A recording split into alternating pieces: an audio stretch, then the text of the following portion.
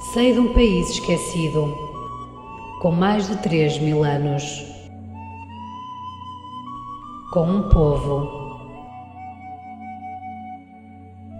uma terra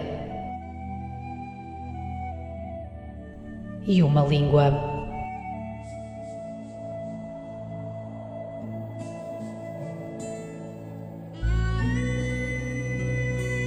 Com contos fabulosos, criaturas míticas, florestas encantadas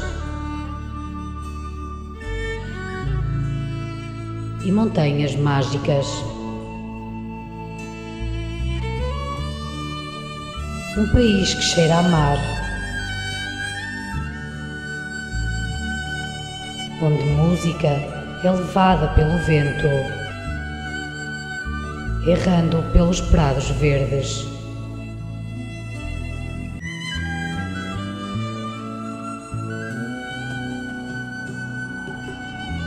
Mas este país agonia lentamente.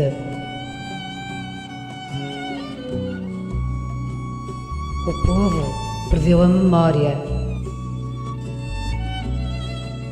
e esqueceu os antepassados. Morre lento este país.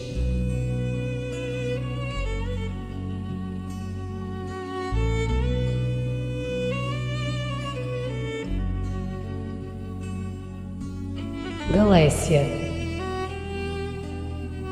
não a deixes morrer.